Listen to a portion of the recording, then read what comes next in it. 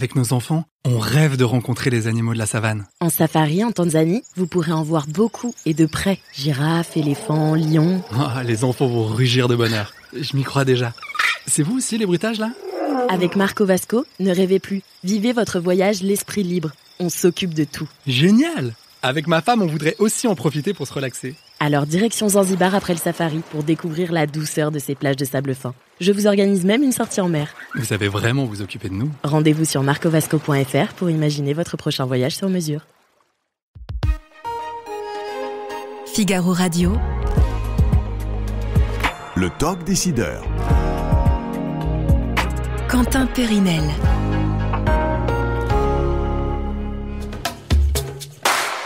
Greg Sand, bonjour. Bonjour.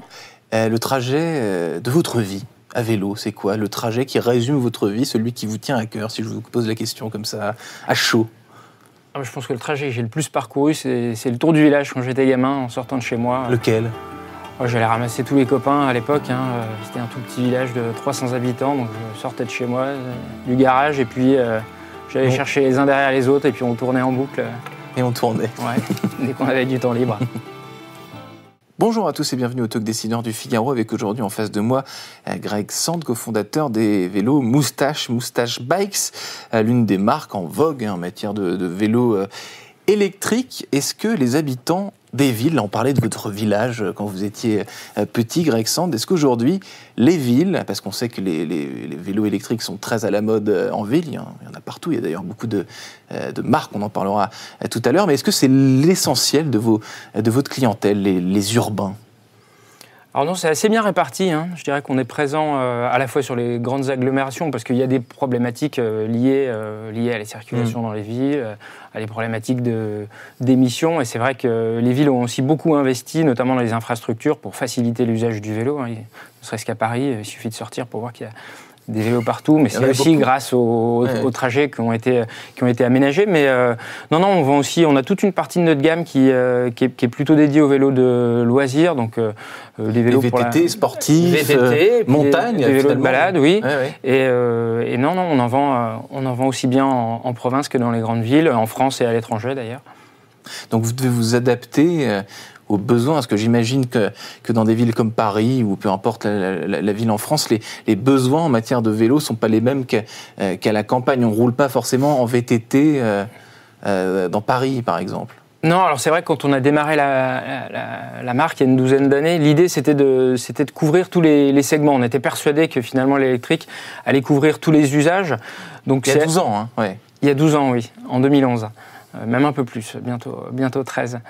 Et la singularité de Moustache, c'est qu'on a des vélos qui répondent à toutes les pratiques, des pratiques les plus urbaines jusqu'à des pratiques sportives assez engagées, en passant par du vélo de balade, du vélo de loisir.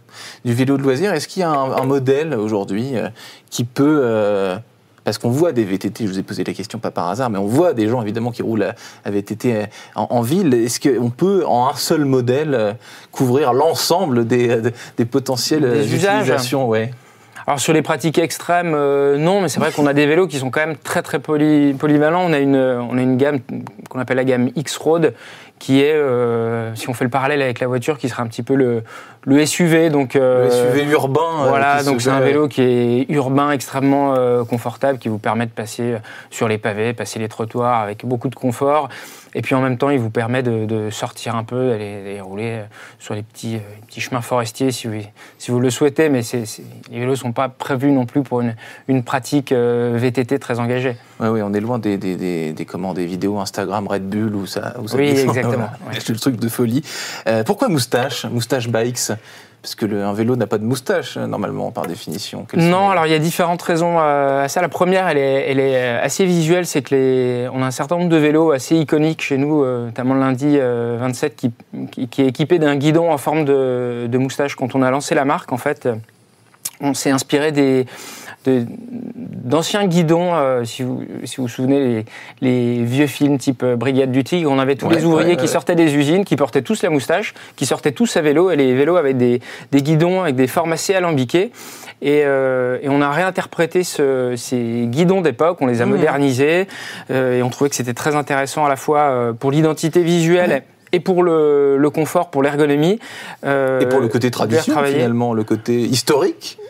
Et un peu pour le côté historique, voilà. D'autant que la moustache est très à la mode aujourd'hui. Alors la moustache est très à la mode, c'est vrai. Certains. Alors ça l'était un peu moins il y a 12 ans, mais c'est vrai qu'en tout cas, elle revient, elle est plutôt au goût du jour. Et puis la deuxième raison, elle est un peu plus subtile, c'est que si vous prenez toutes les personnalités célèbres qui portent la moustache, type Einstein, Zorro, Dali, si vous Mercury. Exactement. Ouais. Si vous isolez la moustache, généralement vous arrivez à les reconnaître. Et nous, ce qu'on voulait, on porte une grande attention à toute la partie design, et on voulait des lignes assez épurées. On voulait que les vélos soient reconnaissables facilement sans avoir à écrire moustache en gros dessus. Ah, il n'y a rien écrit ici quand même. Si, vous avez généralement le logo qui apparaît sur la douille, mais ce qu'on veut, c'est que les vélos soient reconnaissables aussi à travers leur forme. Votre usage personnel, vous, Greg Sand, du vélo, c'est quoi ? On parlait tout à l'heure de cette anecdote. Alors mon usage personnel, c'est que je pratique tout. Pardon, je m'émise dans votre vie privée. Non, mais j'ai des vélos plein mon garage, donc j'ai même pas la place pour rentrer une voiture.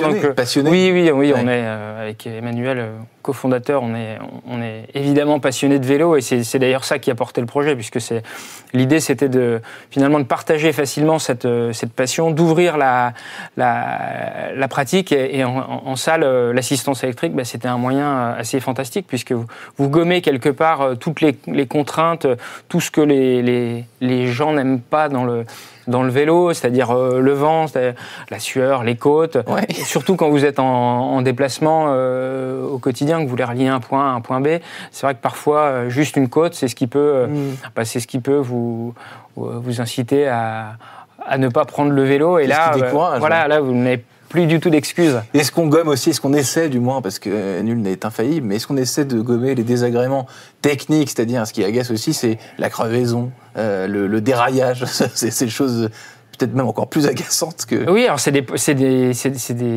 une vraie réalité, surtout quand on utilise son vélo au quotidien, c'est des points d'attention. Donc on a effectivement des pneus, aujourd'hui des pneus très renforcés, on a des transmissions... C'est des pneus assez... Oui, c'est des gros pneus, quoi. Enfin, des gros pneus, dans le sens où ils sont robustes, quoi. C'est pas... disons que l'histoire dans le vélo fait que, on est plutôt monté en section de pneus, ça diminue les risques de crevaison, c'est plus confortable. Et puis également sur la partie transmission, on a de plus en plus de transmissions intégrées. Donc là, effectivement, il n'y a plus de risque de dérailler. On utilise des courroies, on a même des systèmes automatiques pour faciliter l'usage.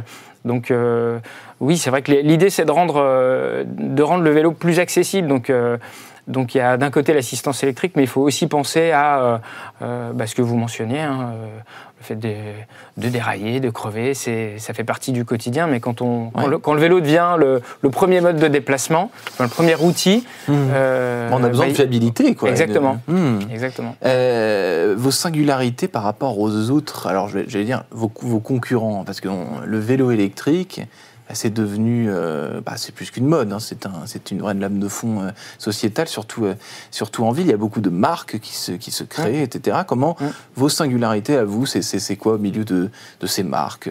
Comment est-ce que vous asseyez une réputation et une...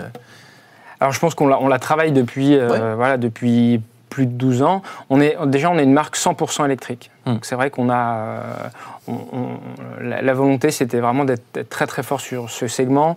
On couvre l'intégralité des usages, comme je vous le précisais. Généralement, les marques ont plutôt un positionnement soit clairement performance, sportive, soit plutôt urbain. Nous, on était persuadés que finalement l'électrique allait permettre de toucher tous les différents segments. On a un positionnement très premium en termes de qualité. On investit énormément sur toute la partie R&D, donc toute la partie cycle, et ça c'est vraiment tout le sujet de l'ergonomie, du confort sur le vélo. C'est pas quelque chose qu'on voit forcément au premier coup d'œil, mais c'est quelque chose qu'on ressent quand on monte sur le vélo.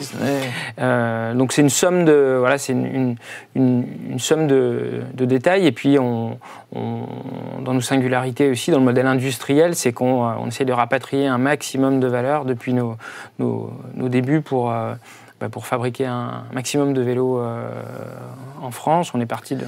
Vous poser la question, la fabrication, la conception... les distributions aussi, que ça se passe comment de A à Z, en gros. Je ne vais pas vous demander petit 1, petit 2, petit 3, mais comment ça se passe, quoi, la construction d'un... C'est vrai qu'on est plutôt à contre-courant dans l'industrie, puisque quand on a démarré, en fait, on a démarré à 2, et puis ensuite des équipes relativement réduites, donc il a fallu tout de suite créer de la valeur, parce que nos concurrents sont souvent très très gros.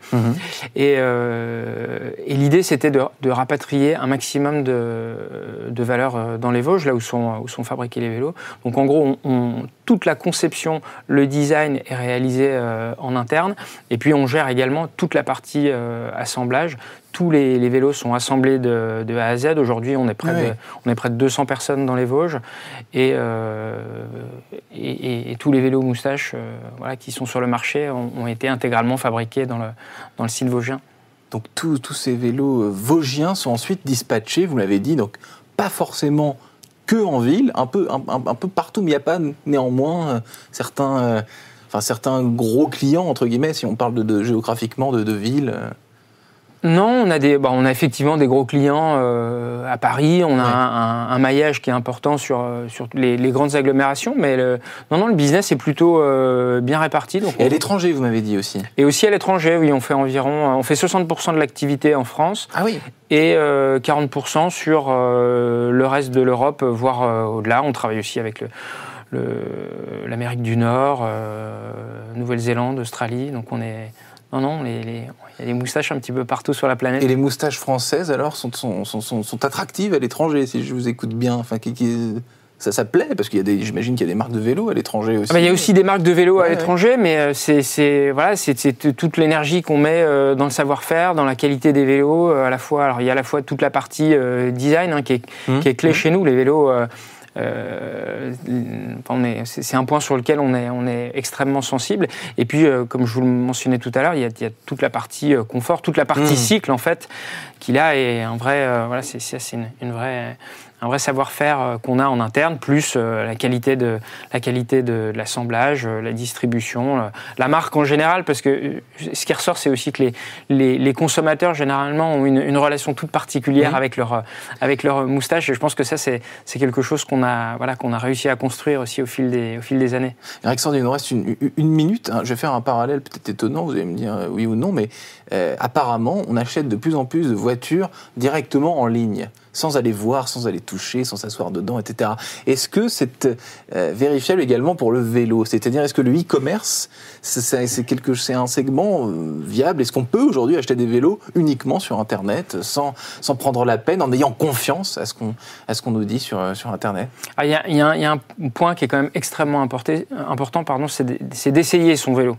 Oui. Et nous, on croit beaucoup dans le service de proximité. C'est pour cette raison qu'on s'appuie aussi sur un réseau de professionnels du cycle. Donc là, c'est plutôt un réseau physique, parce qu'il y a à la fois l'essai avant l'acte d'achat, et puis ensuite, il y a tous les sujets de maintenance. Comme on le disait tout à l'heure, le vélo devient souvent le premier outil de déplacement. Donc le jour où vous avez un petit pépin, c'est bien de pouvoir se tourner vers son revendeur de proximité. C'est un point que j'ai oublié dans l'interview, le SAV.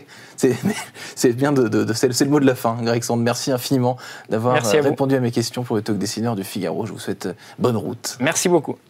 Avec nos enfants, on rêve de rencontrer les animaux de la savane. En safari en Tanzanie, vous pourrez en voir beaucoup et de près. Girafes, éléphants, lions. Les enfants vont rugir de bonheur. Je m'y crois déjà. C'est vous aussi les bruitages là ? Avec Marco Vasco, ne rêvez plus. Vivez votre voyage l'esprit libre. On s'occupe de tout. Génial ! Avec ma femme, on voudrait aussi en profiter pour se relaxer. Alors direction Zanzibar après le safari pour découvrir la douceur de ces plages de sable fin. Je vous organise même une sortie en mer. Vous savez vraiment vous occuper de nous ? Rendez-vous sur marcovasco.fr pour imaginer votre prochain voyage sur mesure.